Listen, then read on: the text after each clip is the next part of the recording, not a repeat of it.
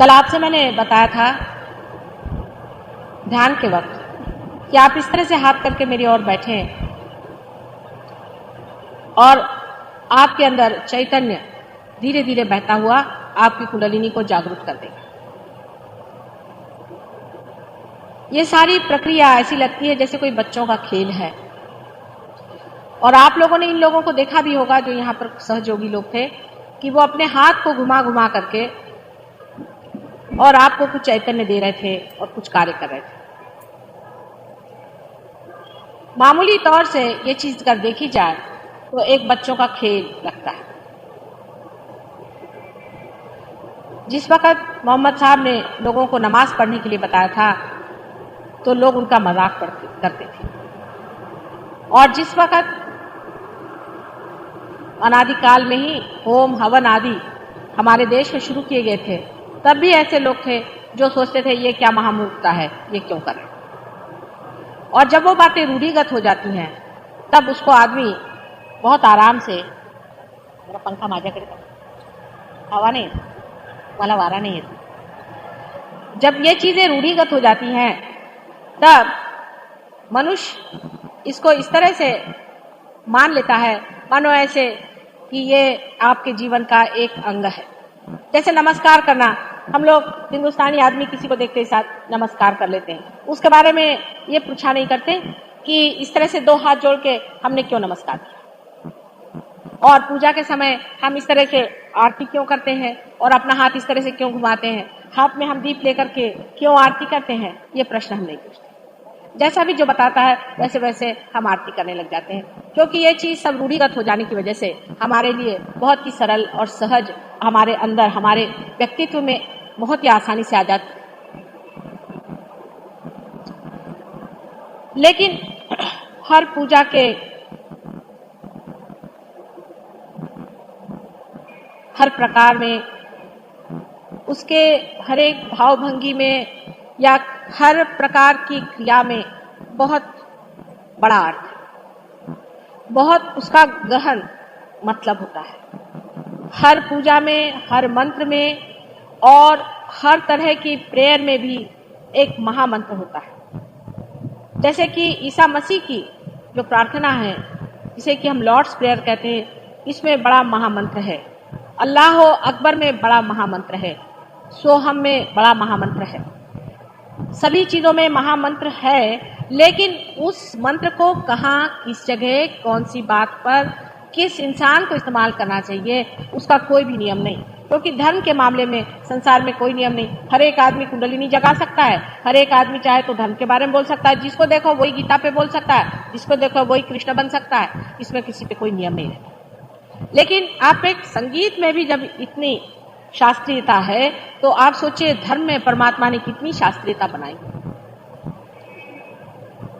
लेकिन इस मामले में एक तो आप अधिकारी भी होना चाहिए। तो अधिकार माने के लिए अपने यहाँ कहते हैं कि आदमी को ब्राह्मण होना चाहिए। ब्राह्मण होने का मतलब है जिसने ब्रह्म को जाना, माने जो पार आदमी होता है, जो द्विज होता है, जिसका दूसरी बार जन्म हो जाता है।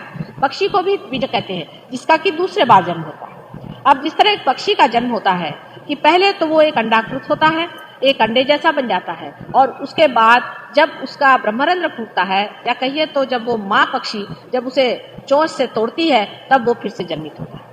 इसी प्रकार मनुष्य का भी जब बीज हो जाता है, जब वो दूसरे बार पैदा होता है तभी उसको ब्राह्मण कहा जाता है। लेकिन अपने यहाँ तो आजकल ब्राह्मण का मतलब ये होता है कि आप किसी को भाड़े पे ले लीजिए, भाड़े पे आपको ब्राह्मण मिल जाएंगे, भाड़े पे आपको पुजारी मिल जाएंगे, इनको आप ब्राह्मण नहीं कह सकते। क्रिश्चियन का भी मतलब वही होता है। क्रिश्चियन का मतलब होता है जो बैप्टाइज हो जाए, जो बैप्टाइज हो जाए माने जिसका ब्रह्मरंध्र टूट जाए, वही क्रिश्चियन माना जाता है। लेकिन ऐसे कितने क्रिश्चियन हैं?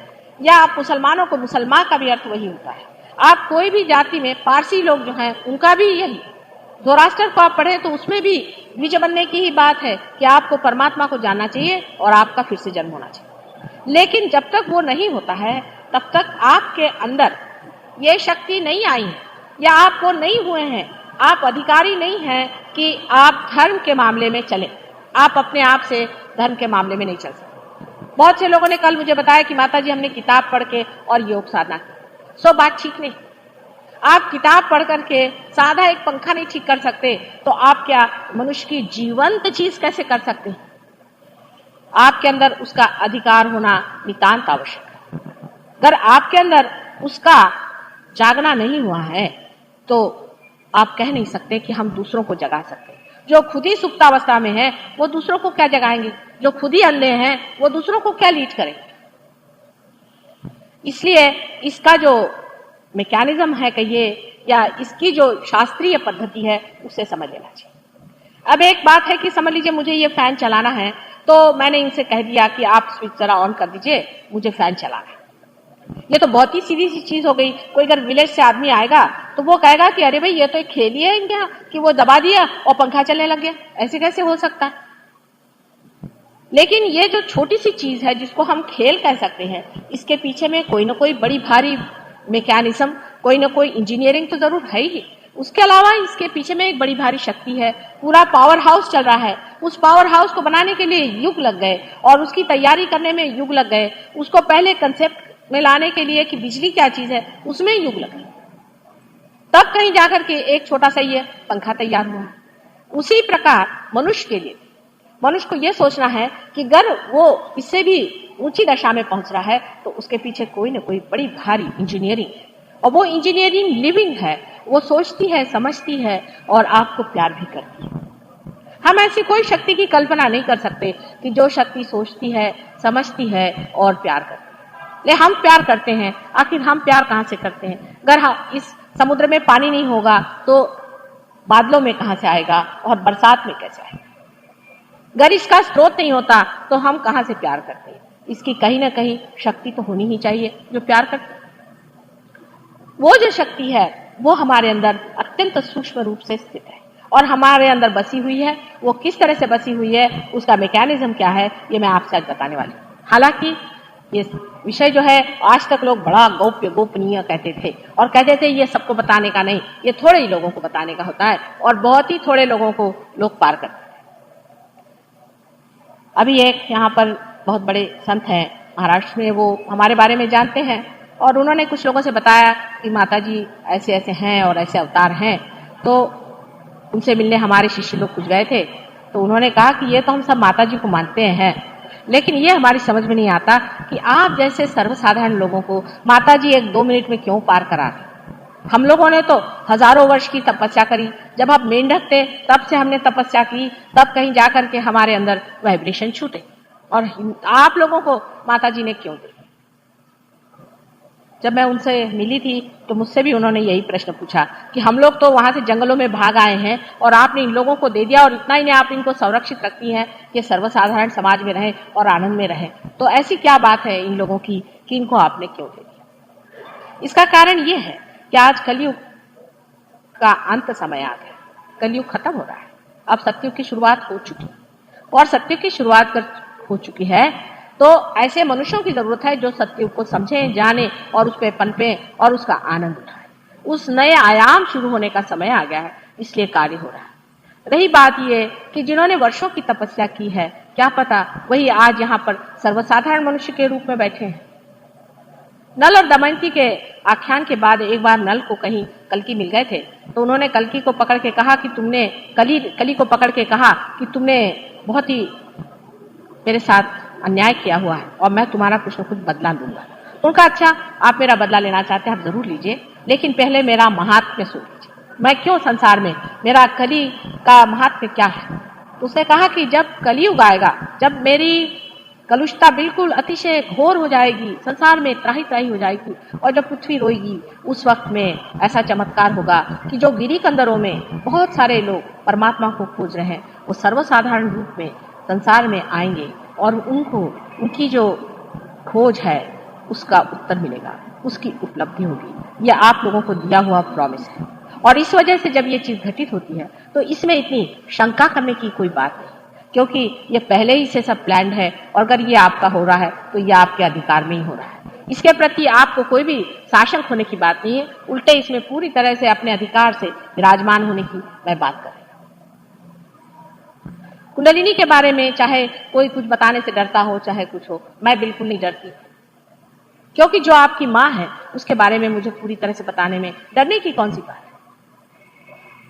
मेरी यही समझ में नहीं आता है कि इसमें डरने की कौन सी बात है। और आप भी स्वयं देख लेंगे कि इसमें डरने की कौन सी बात, मेरे तो कुछ भी समझ में नहीं आती है कि मनुष्य का क्या दिमाग खराब है कि उसके माँ के बारे में बताने में उसे इतना उसे गोपनीय तो बना के रखा।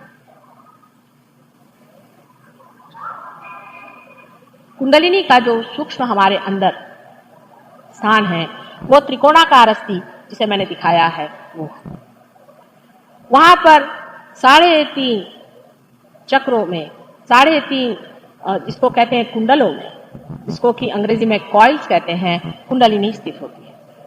कुंडलिनी अनेक तारों से बनी हुई है और वो अनेक तार एक साथ निगड़ित है। जब कुंडलिनी उठती है तो सारी की सारी नहीं उठती है, उसके कुछ तार उठते हैं, फिर कुछ तार उठते हैं, फिर कुछ तार उठते हैं। जब इतने तार उसमें से उठाते हैं कि जो अपने ब्रह्मरंध्र को छेद दे, उस वक्त ही आपकी जिसको कहते हैं कि हम पार हो गए वो स्थिति आ जाती है।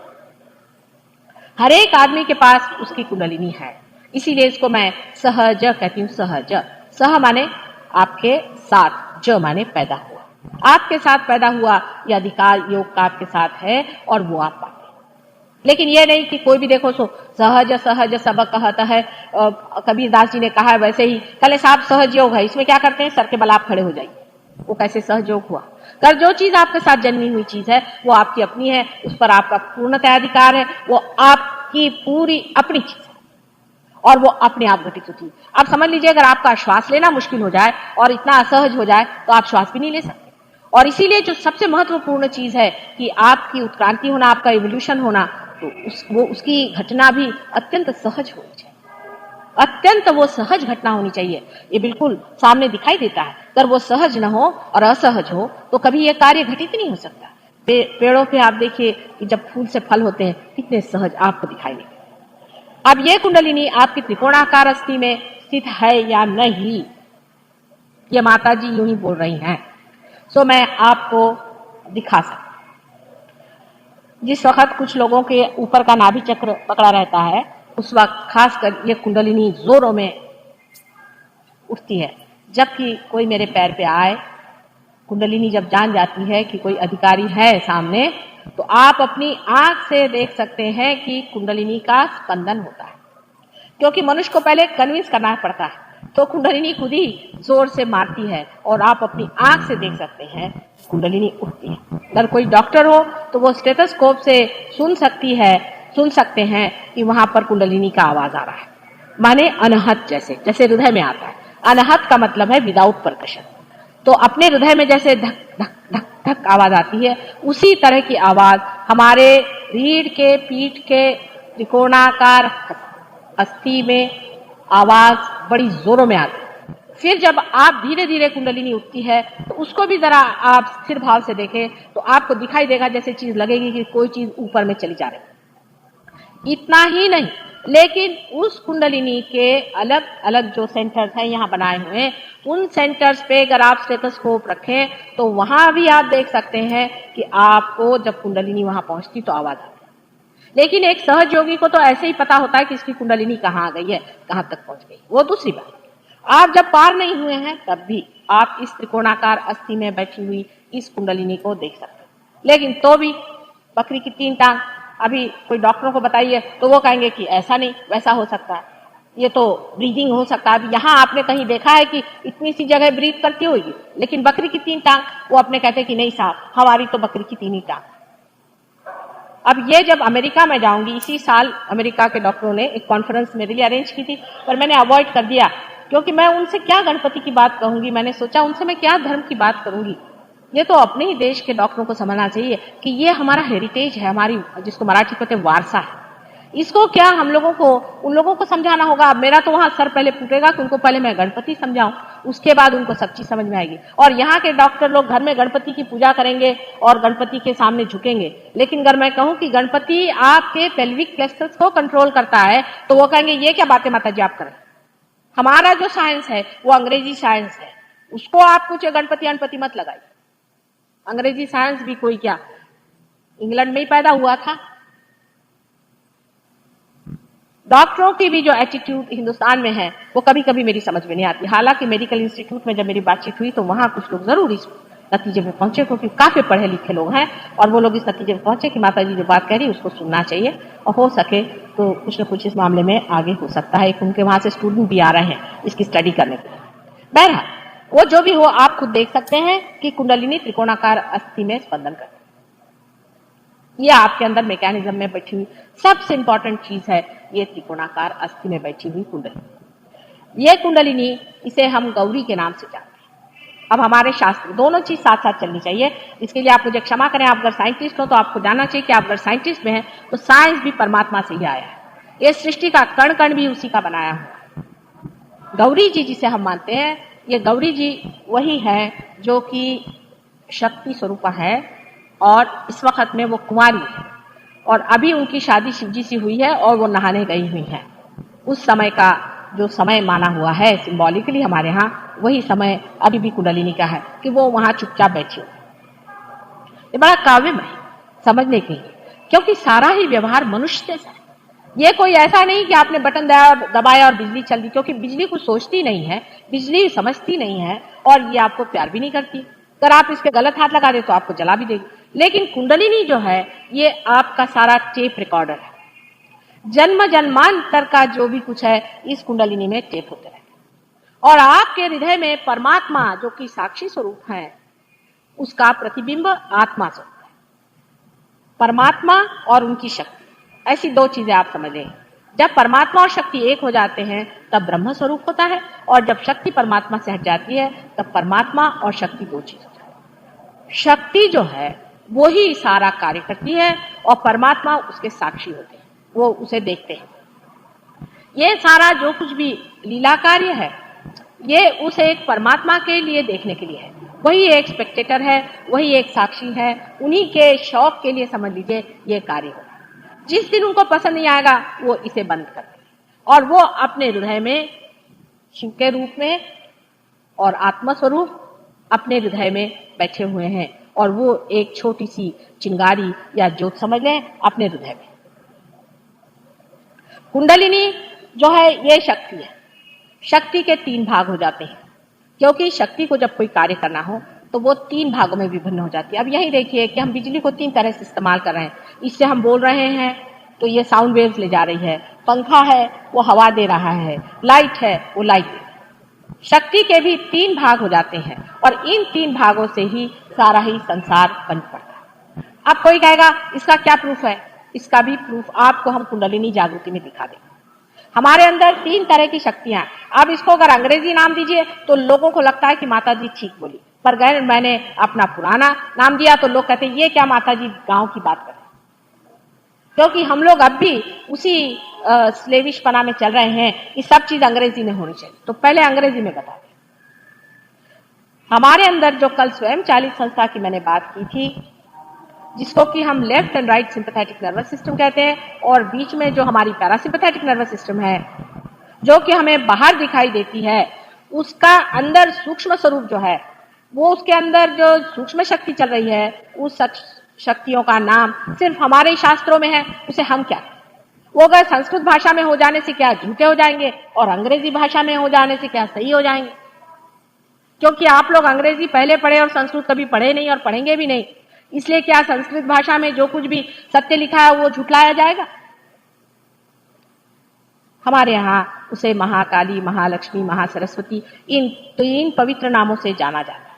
हमारे यहाँ इन शक्तियों को पैरासिम्पैथेटिक नर्वस सिस्टम वगैरह नहीं कहा जाता। इसकी वजह यह है कि ये शक्ति स्वयं सोचती हैं और कार्यान्वित होती हैं और प्यार करती हैं। जब आप कोई सिंपैथेटिक सिस्टम कह दें इसका मतलब तो ये होता कि ये कोई शक्ति सोचती है, ये प्यार ही नहीं करती। इन तीन शक्तियों को आप यहाँ देखिए जो कि मैंने दिखा है, ये सूक्ष्म स्वरूप है। अब वो वॉर्डरॉफ साहब ने इतनी बड़ी किताब लिखी है कुंडलिनी पे, उनको यही मालूम नहीं है कि हमारे रीढ़ की जो हड्डियां हैं उसमें सूक्ष्म ये नाड़ियां हैं, ये चैनल्स उसके अंदर सटल फॉर्म में हैं, और बाहर की तरफ में जो ग्रोथ जो हमें आंखों से दिखाई देते हैं प्लेक्सस वगैरह, ये बाह्य में दिखाई देते हैं। उसकी चालना करने वाली ये शक्तियां हैं, यही उनको मालूम नहीं। इतने कंफ्यूज है वो, इन्होंने इतनी बड़ी किताब लिख दी, मेरे समझ में नहीं आया। ये सूक्ष्म शक्तियां पीछे में हैं, ये दिखाई नहीं देती, लेकिन जो दिखाई देती हैं वो बाहर ये सिंपैथेटिक नर्वस सिस्टम और पैरासिम्पैथेटिक नर्वस सिस्टम दिखाई देती। उनको चलाने वाली जो शक्तियां हैं वो हमारे अंदर है, और ये 3 शक्तियां हैं, महाकाली, महालक्ष्मी और महासरस्वती। महाकाली शक्ति को मनुष्य में हम लोग पाते हैं जिस चैनल पे या जिस नाड़ी पर महाकाली के, उसे हम ईड़ा नाड़ी कहते हैं। सबका नाम का भी अर्थ है। और जिसको हम महासरस्वती कहते हैं वो पिंगला नाड़ी पर चलता है। और जो बीचों बीच नाड़ी होती है, जिसको कि हम पैरासिम्पैथेटिक नर्वस से जो संबंधित है या पैरासिम्पैथेटिक को जो चलाती है, उस नाड़ी को हम लोग सुषुम्ना नाड़ी कहते हैं। अब ये संस्कृत में ही नाम है, अंग्रेजी में है नहीं। अगर होते तो मैं बताती, क्योंकि उन्होंने ये देखा नहीं, उन्होंने ये मनन किया नहीं, वो इसकी जड़ में नहीं घुसे हैं। वो पेड़ का बढ़ना देख रहे हैं, लेकिन जड़ में तो हमारे देश में मेहनत हो गई, उसे हम क्या कर सकते हैं।